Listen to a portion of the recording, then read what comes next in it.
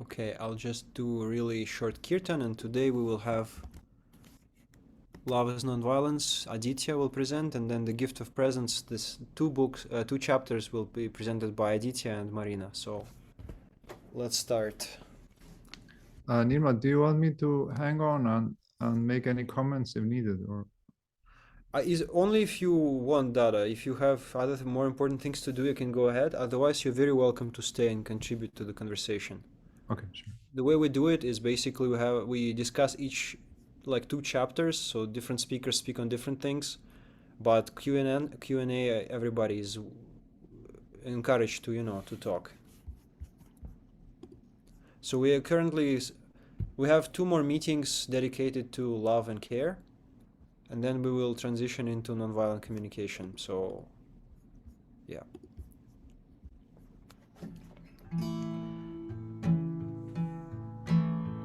Baba Nam Kevala, Baba Namo Kevala, Baba Namo Kevala, Baba Namo Kevala, Baba Nam Kevala, Baba Namo Kevala, Baba Nam Kevala, Baba Namo Kevala, Baba Nam Kevala, Baba Namo Kevala, Baba Nam Kevala.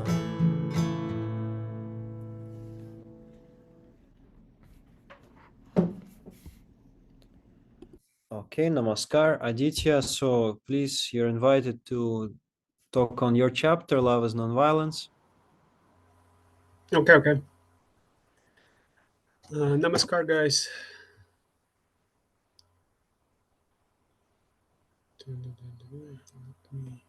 And please, guys, if you are available, please turn on your. Those who are busy, it's okay, but those of you who are available, I encourage you, turn on your video so it feels like a conversation. So Aditya is, talking to human beings.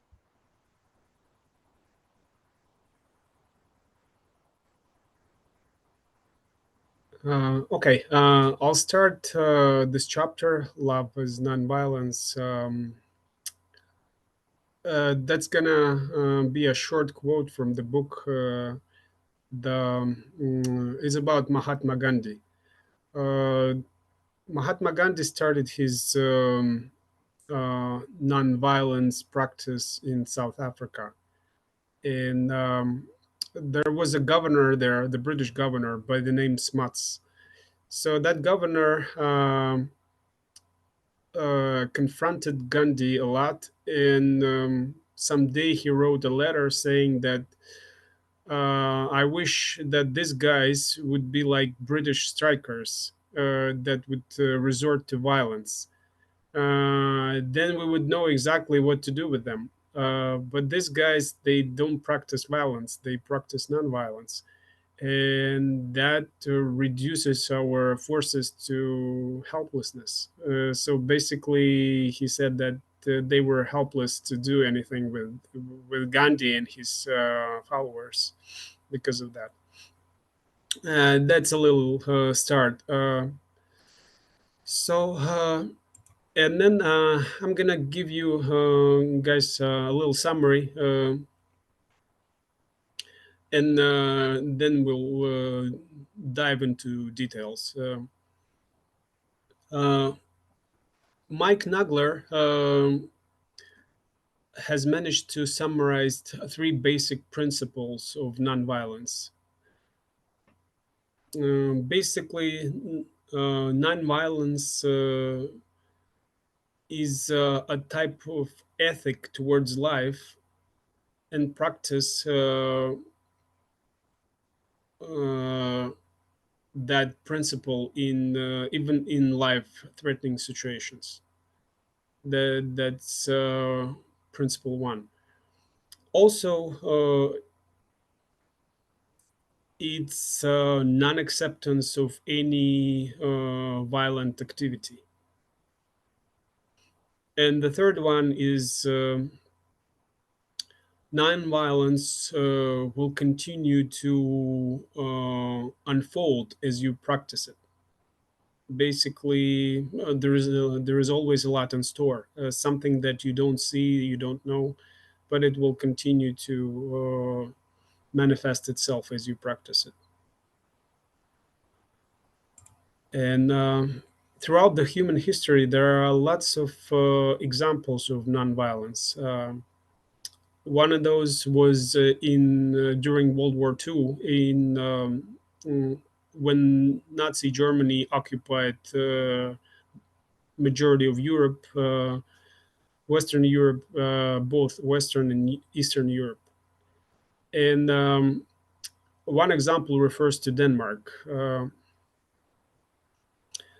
Basically, one guy he summarized a number of like bullet points to confront Germans at the same time practicing nonviolence. He said in his it was like a memorandum um, that went viral very quickly during the World War II, and the whole thing boiled down: don't work for Germans, don't mm, interact with them, avoid them, break the machinery. Basically, do not support them in any way. Uh, Regarding our today's life, unfortunately, we live in a world um, that promotes violence quite a lot. Um, and for this reason, the authors of this book recommend to avoid mass media as the sources of news. That's their recommendation, and that's quite true. If we look at the news on TV or on the radio, a big portion of those news of that news is often highlights violence, sometimes even promotes violence when it comes to some kind of war conflicts, and the government wants to manage the public opinion in a way that the public would support war. They would definitely present it in a way that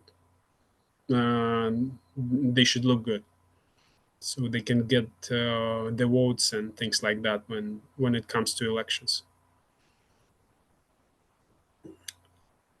And for this reason, the authors recommend to avoid mass media as the source as a source of news. The other important thing is to practice meditation. Uh, Basically, they say take care of yourself spiritually, and practice meditation. They say that practices like yoga and meditation provide a way to be healthy both physically and spiritually, and that's important to stay um, healthy spiritually and mentally, and basically, as I perceive it, not to be inclined towards violent behavior. Because there are different situations in life. Uh, it doesn't happen very often, though, but still, who knows? And this practice allows us to be well balanced individuals, and uh, not to be inclined to those behaviors. And um, they also mentioned, the authors, that two parts that are involved in nonviolence is moral ethics and meditation. And they state that out of the two, the meditation is more important. Although both of them are quite important, but the meditation they emphasize is the major one. And they also try basically say that try to learn and try to learn the history of nonviolence, its logic, and its future. Um get involved in a way that you would study things and learn new things regarding the subject. That's also a form of practice of nonviolence, I believe. And when bad things happen, and you are tempted to be violent in any way, try to look for alternatives. Try to look for nonviolent, healthy alternatives, instead of be reactive to the situation. Uh,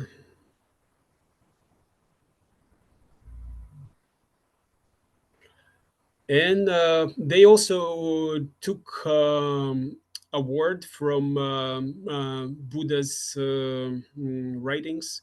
The word is metta. Uh, there are different translations of this word, but one of the famous ones is loving kindness or friendliness. And the authors say try to be the person who practices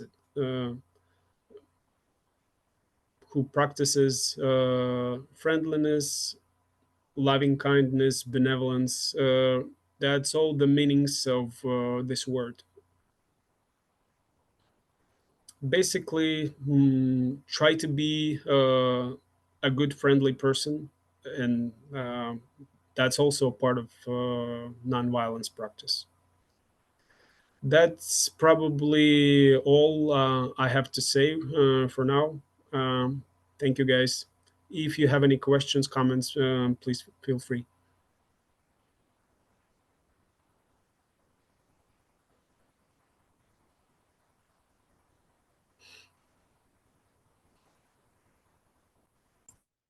Okay, does anyone have any comments, questions?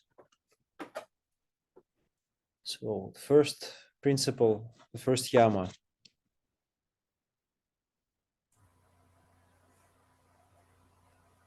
You mean ahimsa? Or Yeah, what about it? it's non-violence. That's what you're describing. This is the first principle. Yes, it is. So this is very key. So the question is,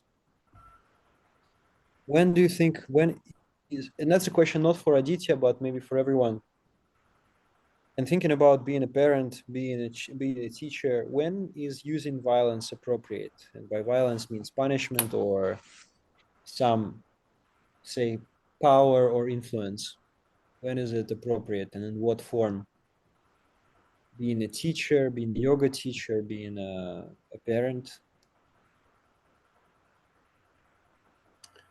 If I understand it correctly, there is a verse in this book, in this chapter, to be specific, that says the one who uses violence ultimately is going to use it against themselves. So that's the answer to the question when. When do you want to use it against yourself? Never. That's the answer. It's an interesting metaphor, but Maryna wanted to add something. I'll say Yes, after. please, for sure. Yeah, I think we need to be strict only when we sense that it will be destructive for the person. And then we need to use violence, but in a way that we just being very strict in our approach. Oh, you mean this is how to manage the situation that would require violence in uh, basically from the uh, view of the person who doesn't practice nonviolence. Is that what you're trying to say? Okay. Yeah, makes sense. Mm, to let other person know that you are not happy without resorting to violence. Well, yeah, that's Also, yeah. Also, we can only use violence when we, not violence, but this approach, strict approach, when we have enough love for this person. Can you give an example specifically? Maybe when you have used it or how you understand it can be used.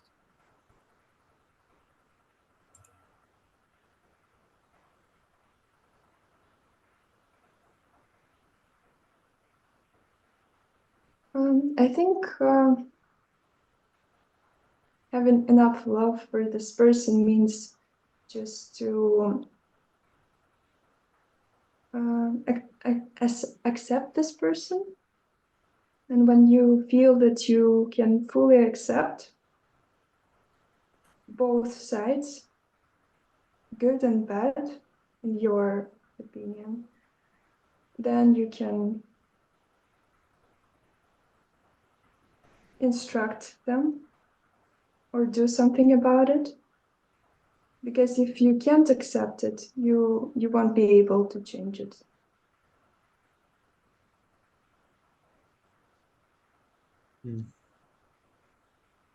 I would still inspire and invite you to give a specific example of a specific situation.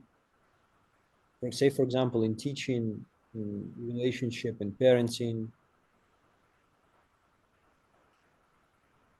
maybe in a professional environment.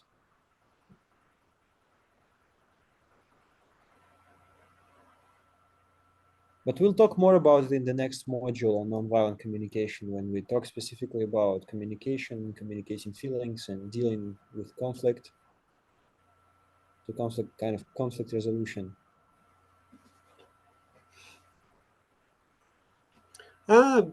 One of the examples could be, for example, I have friends who are not vegetarians, so they're meat eaters, and they know I'm a vegetarian. So they don't try to convince me to be a meat eater, and I don't try to convince them to become vegetarians. We live together peacefully without trying to enforce each other's beliefs on one another. Okay. That's good. Good. My question is, last one, what are the benefits or rewards of practicing nonviolence? Other than, of course, you've already mentioned. I think This question also for Alana and Kamatia. You guys have been silent today.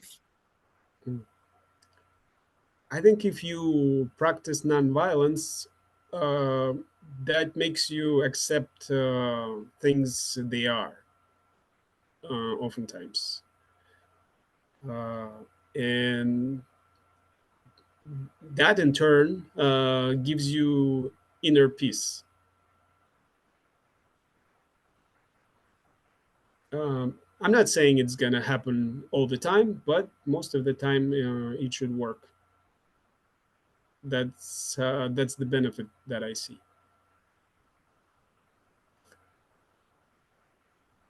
Okay. Alana or Kamachi, do you have any comments, notes? And if not, then we can move on, perhaps.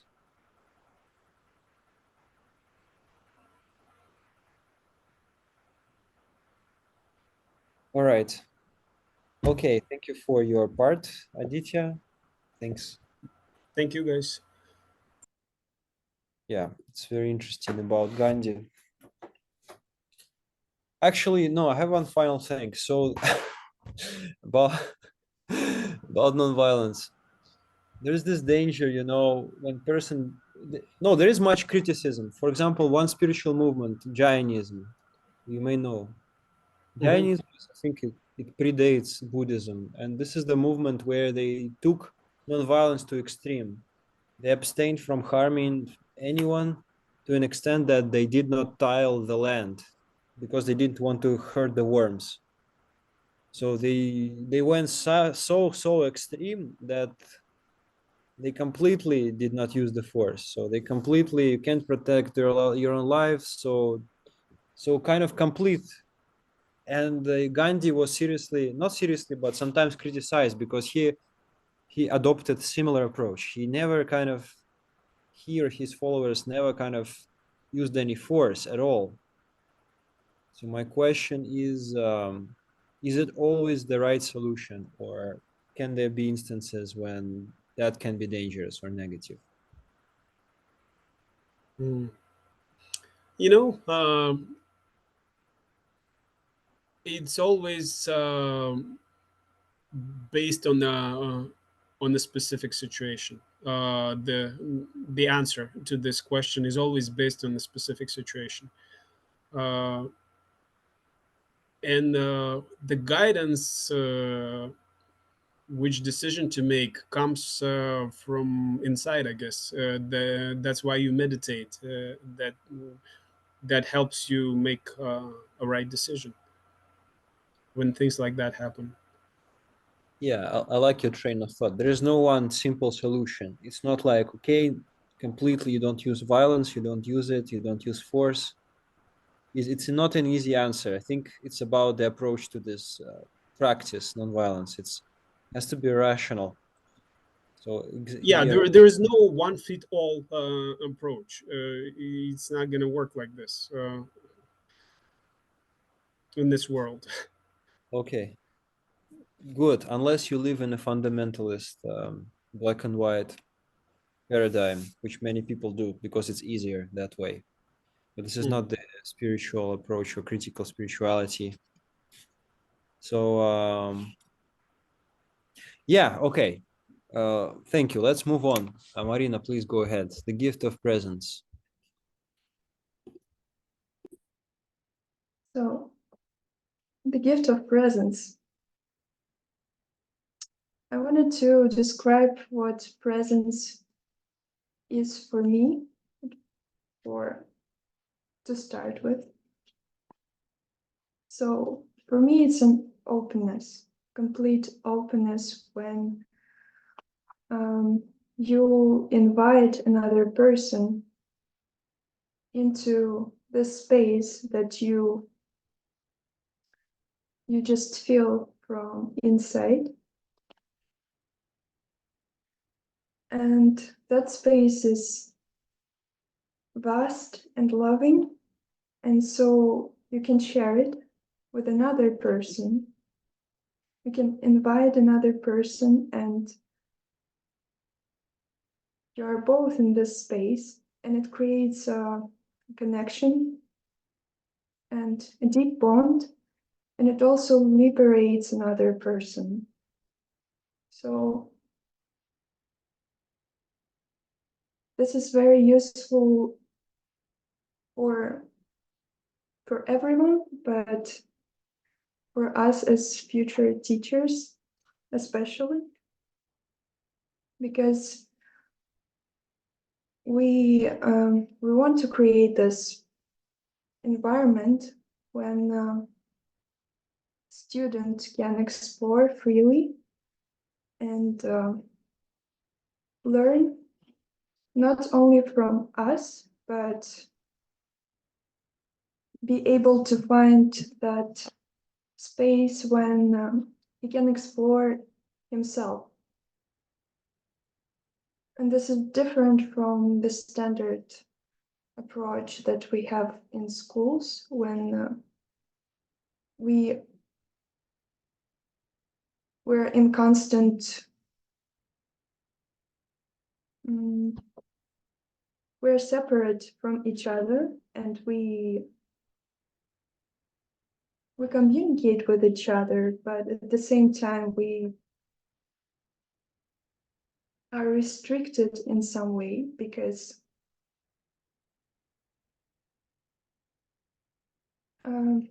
it feels like a battlefield when two persons are arguing or defending their positions, and it's not the best environment for growth, I think. So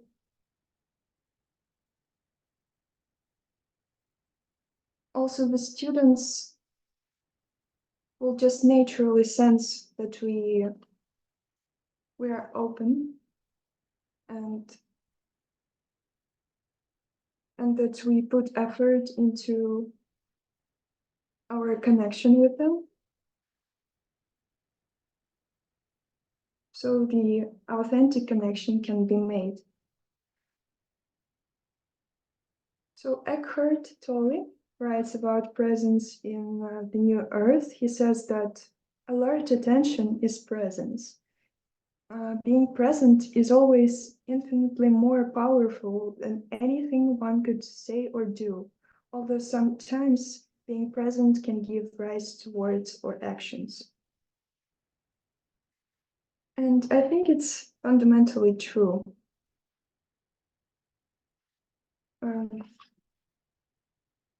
Because just by definition, the state that we can share with others is much more powerful than just words that aren't that don't have the space behind them. I would also like to share something that a Buddhist scholar describes. While studying and engaging in philosophical debates with his teacher, it's he who is saying it.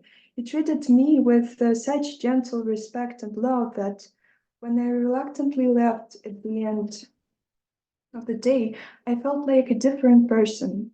Something was awakened in me by his presence, a deep desire to be like him, and a recognition that somehow, mysteriously, I could. It made me grateful to be alive. So also, sometimes this recognition can be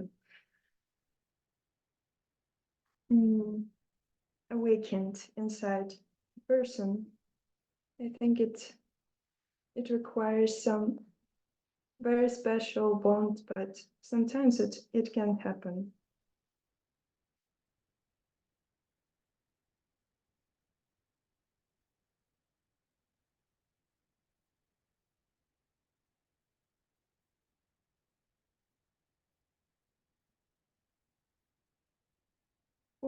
For example, for Kessler, being fully alive is crucial to presence. This involves being open to perceiving what is happening right now, responsive to the needs of this moment, flexible enough to shift gears, prepared with the repertoire, creativity, and imagination to invent a new approach in the moment. Humble and honest enough to simply purse and acknowledge if a new approach has not yet arrived. So it's also about being spontaneous and flexible enough to think in the moment and to find each time new approach. So when you're present, you are able to do that.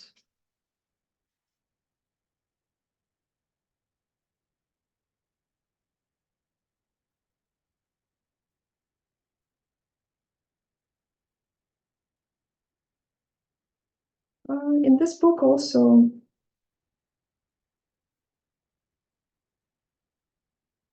Catherine McTamaney is reflecting on her first year of teaching high school, and she wrote, "I have lost and found hope, reviewed and revised, and finally concluded that my presence here is much more important than I had thought it would be."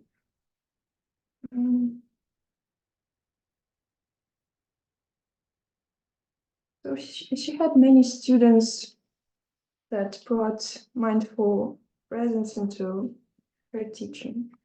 And one of the students was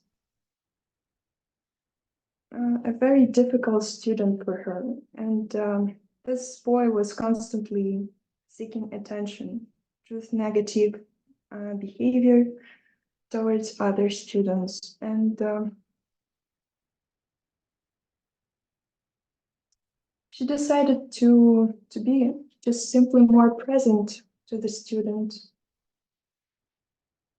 She writes, I decided that in any interaction I had with the student, I would strive to be mindful. I made sure that I was aware and present when I was speaking with him.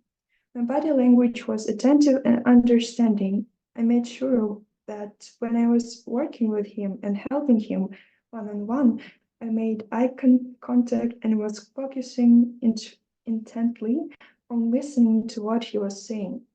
As he was writing a story about how an animal adapts to its habitat, I could tell he was appreciative of the change, the full attention that I was giving him at that moment.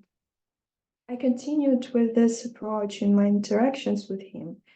When he would approach me with a question, or he would raise his hand on the carpet, I made sure that I was present and aware of him and his request or response at that point in time. So she gave him lots of opportunities to get her positive attention, and his behavior changed because he understood that he is important enough and that even while she is interacting with other students, he was assured that she'll continue to give him attention and to be fully present with him. So his behavior changed drastically after that.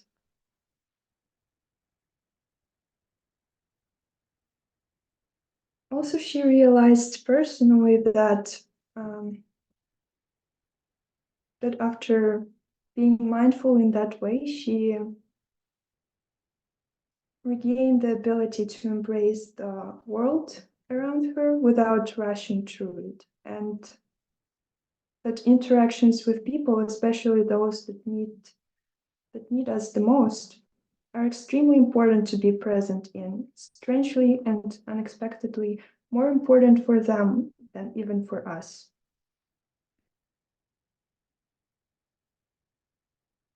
Also, very important point is that we should not expect a specific outcome from being present, because it never works this way. Although we can hope that presence can improve the relationship, the focus should be on simply being there without expectations. So there are various ways to develop presence. One way is by contemplation, and It's when the gap between the knower and the objects of knowing tends to disappear, and we can become the object that we're observing. So we can merge with the object or become one, and in this presence with this object, we are able to fully understand the object.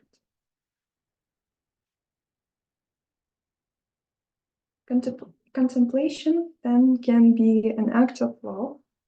It is a way of being in the world where we live with things. There is no them, but only us.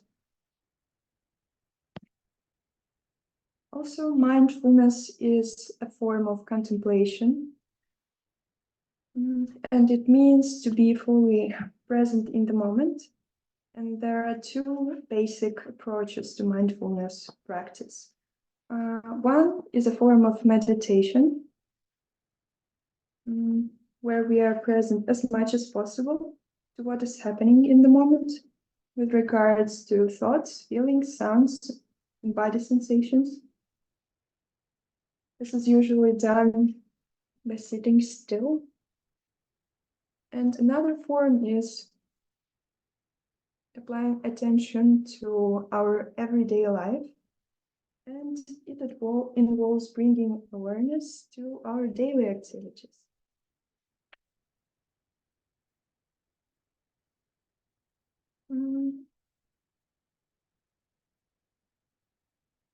Also, another word for mindfulness is wholeheartedness. It's when we completely put our attention into what we are doing. For example, while preparing meal, eating, doing the dishes, it all can be done mindfully. Also cut the celery for the salad, or as you eat meal, you can also focus attention on the eating, chewing, and swallowing.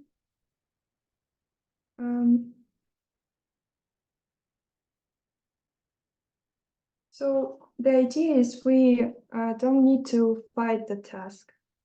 We just need to carefully and calmly do good work, simply because the house needs to be clean. And when your attention strays, focus again on the task at hand, for the quality of your work is also slipping. This experience results in the satisfaction of having an orderly and clean house, and though you may be tired, you might even feel psychologically refreshed. In the very doing of this, you will experience how even this facet of life is worthy of respect. When you apply this to whatever your life asks of you, your attitude towards everything is transformed. Also, mindfulness and contemplations are different from reflection. They're different in a way that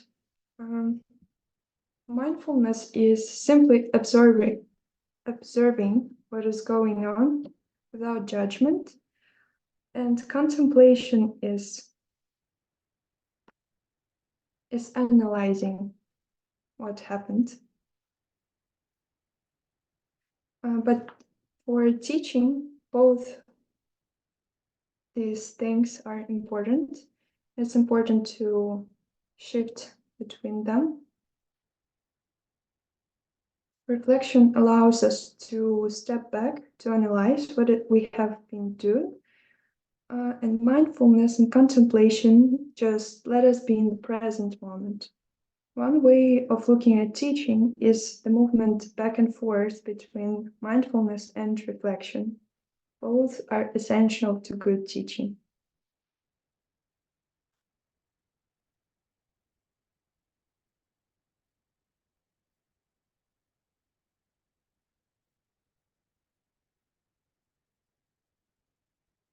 So some students of Dr. Miller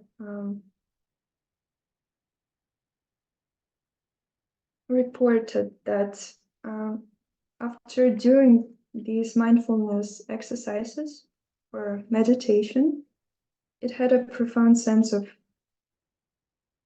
relaxation. Another consequence was falling away of personalized clinging and attachment.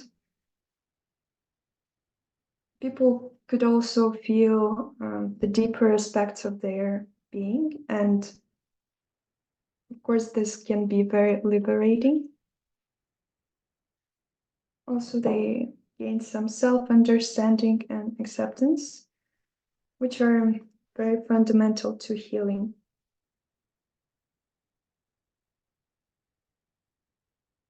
It also builds resilience, gives stability and clarity, and it helps adults to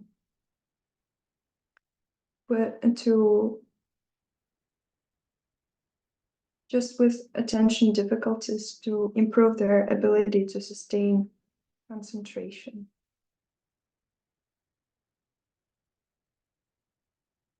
Also, such problems as obsessive compulsive disorders and drug addictions and depression, ruminative thoughts, repetitive emotions, and impulsive, and addictive behaviors, it all can be fixed just by being mindful. Because you are gaining more knowledge about yourself and you build this resilience to those kind of behaviors.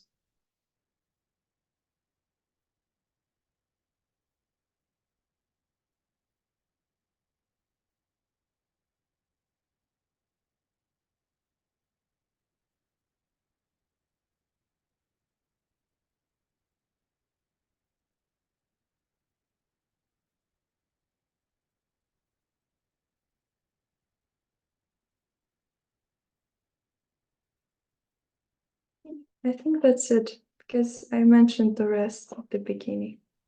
Okay, very good. Thank you. That's a very thorough explanation. You've covered the entire chapter. Great. Any questions for Maryna about presence that she has covered, about what she has covered or what she has not covered?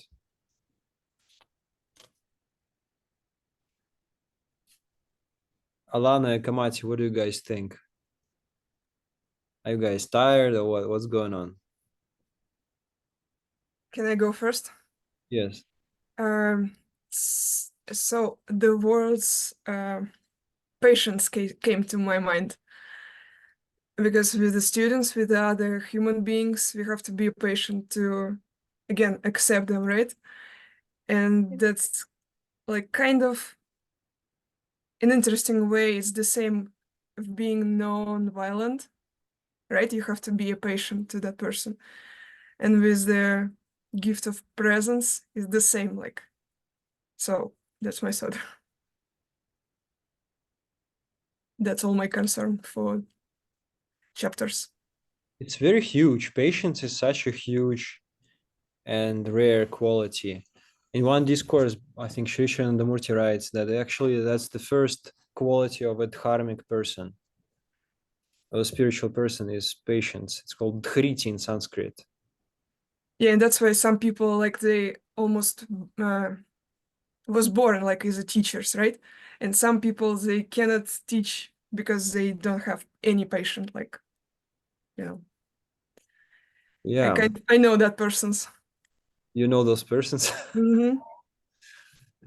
But patience is a resource, right? We all run out of patience, no matter how.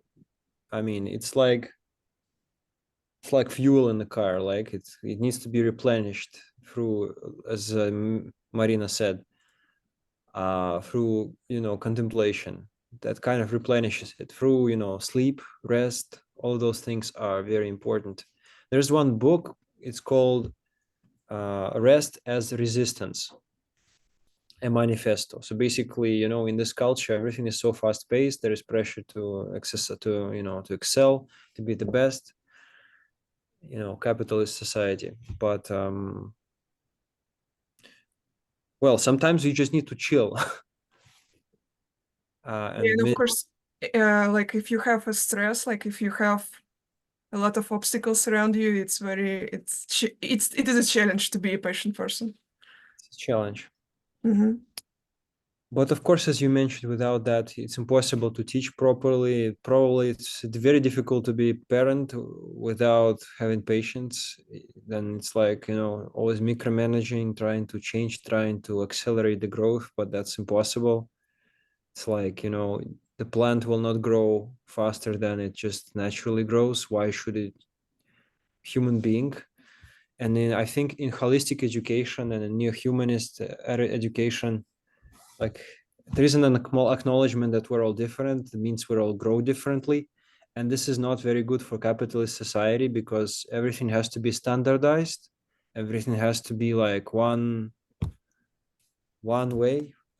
But life is more complicated than that. At least that's what the spiritual teachers say, at least that's what holistic educators say, that's what Buddhism says, that's what yoga says as well. And it's all driven by that. I just wanted to share with you on the chat. Maybe I can share it with you. There are some very interesting points because Maryna was mentioning and Aditya was mentioning. Just let me share. And how many? While you're putting in that on the chat, there is one story that I want to share with everyone. Yeah, go ahead. My friend and I, we were having a conversation. It was just a casual conversation, and he shared that during the time he does fasting, his patient increases like two times, three times more than it is when he's not fasting. Basically, the absence of food and water makes him react differently to situations. And I was kind of surprised, and then I started observing myself. And yes, that's true. When you in the middle of fasting, you react differently to situations. You don't perceive them as extreme as you would perceive them when you're not fasting. That's something I wanted to share. Yeah, that's interesting. Yeah, fasting is a very powerful practice for this. So like thinking about teaching, one of the neo-humanist educators, Ryan Esler, basically proposed this model. There are two models of teaching. One of them is like the traditional, the dominator model, or what Paulo Freire calls the banking education, where basically educator is like one authoritative figure and a student knows nothing. Basically, student is like a cup that has to be filled with water. Versus on the opposite hand, in the holistic model of education or in neo-humanist, it's more of like the partnership model. And partnership is basically, you can see, Alana, can you read this one on the left, please?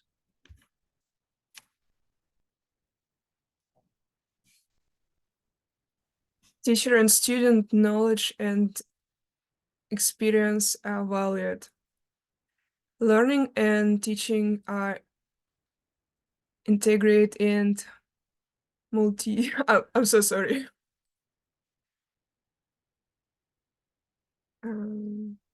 Multidisciplinary. Basically, in between different disciplines or studies, or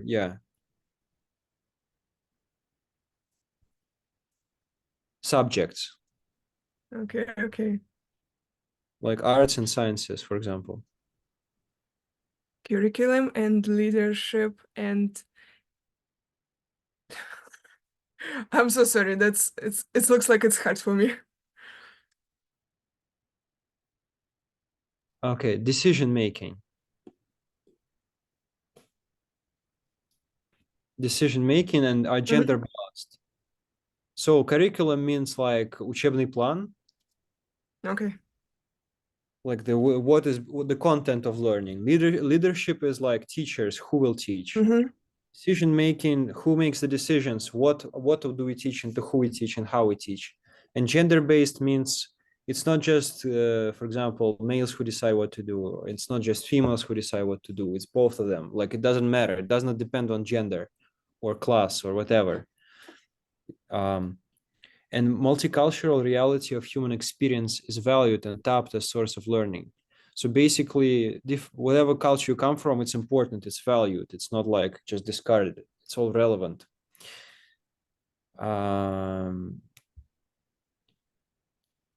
Social and physical sciences emphasize our interconnection with other people and nature.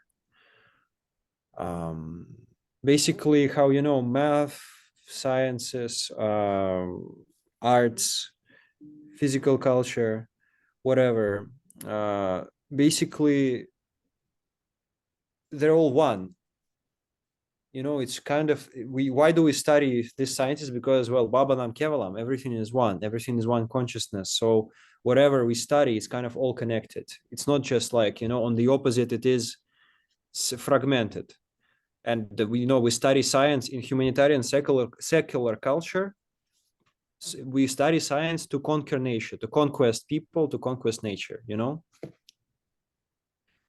Mutual responsibility, empathy, and caring are highlighted and modeled. On the opposite, in dominator model, relations based on control, manipulation, and one-upmanship are highlighted and modeled. Basically, responsibility is more evened out. Versus in this kind of culture, dominator, one person dominates everything. So here the teacher is like and student are like equal, they both produce knowledge. But in dominator model, only the teacher is the only source of information and knowledge. So anyways, that's just some interesting thoughts for you. Thinking about, you know, what teaching is or can be. Okay, do you have any questions, comments? Quick question for you, Nirmal. These principles, have they implemented in Gurukul? Do you know if they use this?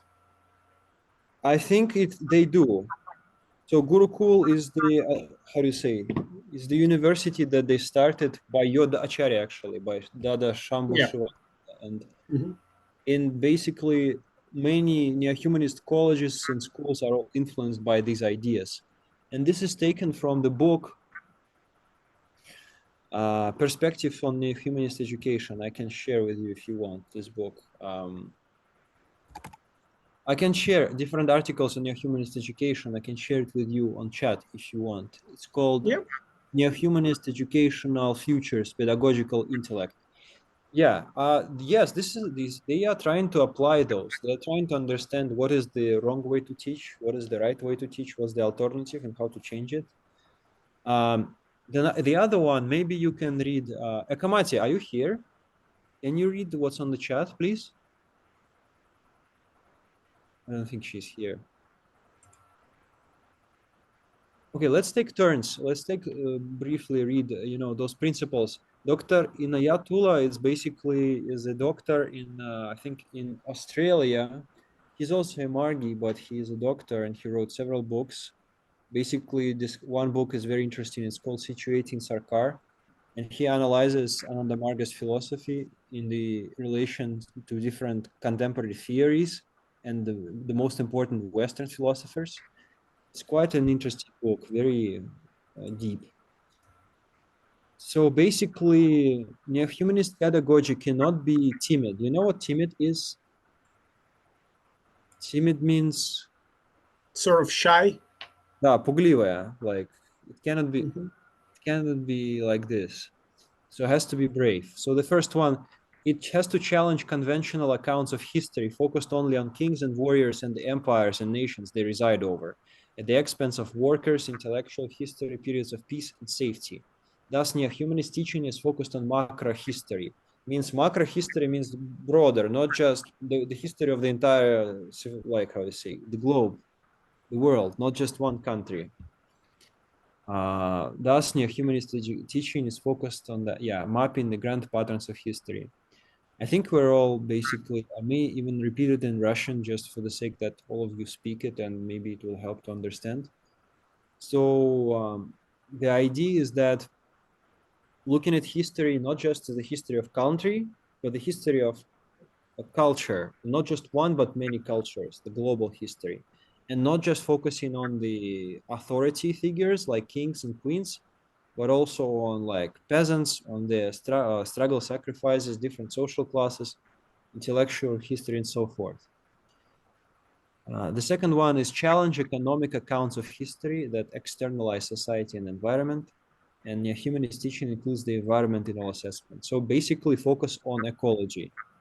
Nature is important, not just economy, not just capitalism, not just, effective produce, not just utilitarian theory. And the third one is challenge teaching that is focused on current events, seeing them as disconnected new items, ignoring deeper structures and worldviews that cause these events. Thus, new humanist teaching is focused on depth, critically unpacking that given world. So basically, for example, if we take some conflict like what's happening in Gaza, okay, so the neo-humanist approach would be to actually go back, cause and effect, try to go back. Like, why is that happening? Not just seeing it as like it's taken from now and nowhere.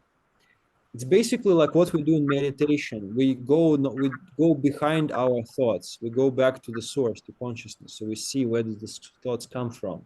And this gives us presence, that gives us understanding and deeper insights, and keeps us, as Aditya said, less reactive and more aware and non-violent, basically. Okay, can somebody, maybe Aditya, can you read 4, 5, and 6? Mm-hmm. Okay, challenge pedagogy that focuses only on structure, often reinscribing a view that reality is only out there and not in our own self practices. Thus, neo-humanist teaching is focused on integrating the outer worlds with inner worlds, the meanings we give to reality. Okay, chapter 5, challenge accounts of gender. Fairy tales, for example, that reinscribe narrow roles for women and create new stories that inspire without propagandizing. Thus, neo-humanist teaching is focused on unpacking gender hegemony and creating partnership. Next one. Challenge pedagogy that assumes only one future, always focused on one way of doing things. Instead, now humanist teaching is focused on innovation, how things can be different, and how mistakes in the past could have been avoided and the future ones not taken. Thus, neo humanist pedagogy is focused on alternative futures. Yep, that's the end. Okay, does it make any sense to you guys? Does it make sense? You mean this whole reading? Yeah, I mean, it's just a little too dense, but in terms of like teaching, does it kind of challenge your perception of what a teacher is? Of course it does, because our conventional model of teacher is much different from what they mention here. Yeah, when, for Our example, I'll our give you an conventional teacher is a authoritative figure that tells you what to do and you should follow. basically, yeah, it's interesting how when you expect, for example, when you meet acharyas, just to give an example, how you expect them to just give you everything, tell you what to do, teach you life, and like, okay, you know what to do. But actually, it's different. Those who learn personal lessons, they understand that it's actually on it's actually on us. Like we have to actually do stuff. We have to learn on our own. Nobody is actually gonna, like, we have to take control of our own learning in a way. We have to be more like responsible. And it's not about them as authorities. It's about us, like, kind of also getting there in a way, getting to this level of knowing things, understanding spiritual practices, embodying them, and actually teaching them. Do you see the situation? It's like, I don't know, the example is, for example, being a parent. Like you try to learn how to do something and you feel that you don't quite know it, and you feel like, okay, you're growing a child and you have to teach them. But basically it's about figuring out. It's like we're all learning together and it's fine. It's not that we kind of have to be always this authority who knows everything. Does it make sense to you? Same as a Yeah. teacher. You It's about personal input. Yes. It's not just about the authority. It's about personal input. Another that is closely related to the gift of presence that Maryna just presented. Because if you're not with your students, then your authority as a teacher is not going to work just because you're a teacher. Мы называем это внимание. И если человек посвящает внимание другим людям, в данном случае студентам, это меняет все. Да, иногда само присутствие может быть важнее, чем то, что вы изучаете или то, что вы пытаетесь передать. И вообще важна, наверное, не личность сама. Важна не вот это вот authority, не авторитет, а важно вот это вот чувство диалога, любви и вот взаимного такого интереса и изучения предмета. Anyways, it's a big topic, just some thoughts to start thinking about. Yeah, I think когда, например, идет разработка какого-то чего-то нового в какой-то лаборатории, например, они, как правило, между собой, люди, которые работают вместе над каким-то проектом, у них очень дружеские отношения, очень большое внимание к друг другу, потому что они создают что-то вместе. То есть вот этот процесс творчества вместе, он меняет полностью атмосферу. И вот это творчество вместе и внимание к друг другу во время этого творчества дает потрясающие результаты. Гораздо... И это гораздо лучше, чем просто, например, какая-то такая сухая теория, которую чаще всего преподают в университетах. Ну, конечно, бывают разные университеты, но в основном это больше так. Да, кооперация, диалог, как вот работа в лаборатории или постановка спектакля, или вот сотворчество в плане урока, или ретрит, например, это тоже способность вот этого вместе что-то сделать. Это все разные формы вот этого обучения. И обучение может быть веселым, интересным. Okay, I think that's good for now. Let's conclude. I'll stop recording. Any questions or we'll conclude? One more chapter to go, guys. Almost done with Love and Care. And then on to the next